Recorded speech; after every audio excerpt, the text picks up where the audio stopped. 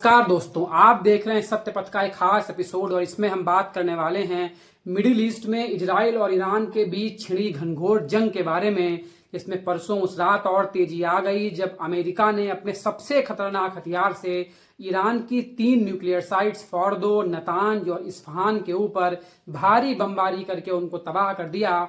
जिसके बाद ईरान ने जवाबी कार्रवाई के रूप में ईरान पर सुपरसोनिक और बैलिस्टिक मिसाइलों से ताबड़तोड़ हमले किए, जिसके बाद पूरा विश्व ये अंदाजा लगा रहा है कि कहीं ये जंग तृतीय विश्व युद्ध की तरफ तो नहीं बढ़ चली है। पर आज इसी जंग के बीच हम बात करने वाले हैं अमेरिका के उस सबसे खतरनाक हथियार B2 स्टेल्थ बॉम्बर के बारे में, जिसने ईरान के 3 न्यूक्लियर साइट्स के ऊपर तबाही मचाई।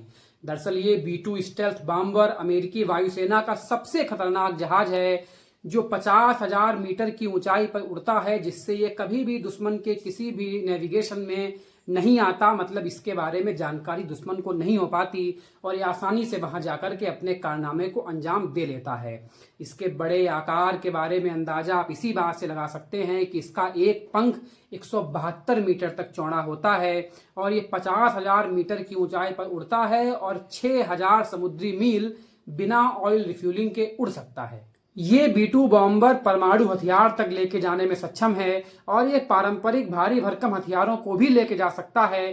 पर इसकी खासियत सबसे बड़ी ये है कि ये 2 GBU-57 बंकर बस्टर बम भी लेके जा सकता है, जिनके द्वारा आप दुश्मन की किसी भी न्यूक्लियर साइट के ऊपर हमला कर सकते हैं। दरअसल जहां पर न्यूक्लियर बम रखे होते हैं या जहां पर किसी भी देश की न्यूक्लियर फैसिलिटी होती है, वो गहरी चट्टानों के नीचे कई मीटर अंदर तक होती है। उनके लिए आपको ऐसे बंकर बस्टर्स बम चाहिए होते हैं जो जमीन को फाड़ते हुए अंदर जाएं और वहां जाके फटें, जिससे उनकी न्यूक्लियर फैसिलिटी को इफेक्ट हो सके। और ये बंकर बस्टर्स बम केवल और केवल अमेरिका के पास ही हैं और उसके पास ही B2 बॉम्बर है, जिनके द्वारा इनको भेजा या इनके हमला किया जा सकता है। और अमेरिका ने इन्हीं बंकर बस्टर बम्स और कुछ टॉमहॉक मिसाइलों के द्वारा ईरान की 3 न्यूक्लियर साइट्स के ऊपर हमला किया है। एक B2 बॉम्बर की कीमत है लगभग 2 बिलियन अमेरिकी डॉलर। अगर इंडियन रुपीस में बात की जाए तो 16,000 करोड़।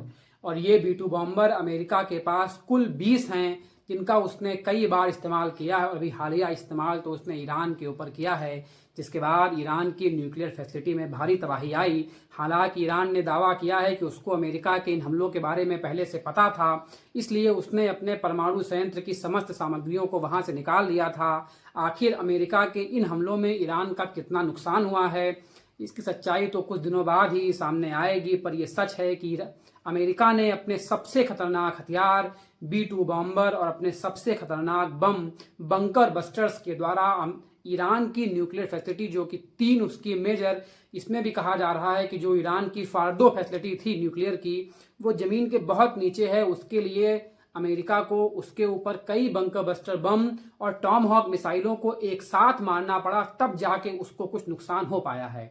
हालांकि रूस कह रहा है कि ईरान को कुछ भी नुकसान नहीं हुआ है, पर अमेरिका के अपने अलग दावे हैं। पर इन सब दावों के बीच एक बात तो साबित होती है कि जो अमेरिका की एयरक्राफ्ट या एयरफोर्स के पास ये B2 बॉम्बर है, ये वास्तव में अत्यंत ताकतवर है। ये देखने में ही किसी दानों से कम नहीं लगता। इसको आकाश का राजा कहा जाए तो बिल्कुल भी इसमें कमतरी नहीं होगी। इनका निर्माण अमेरिका ने 1988 में चालू किया था और सन 2000 में जाके बन के तैयार हुए। ये अमेरिकी बेड़े में शामिल किए गए।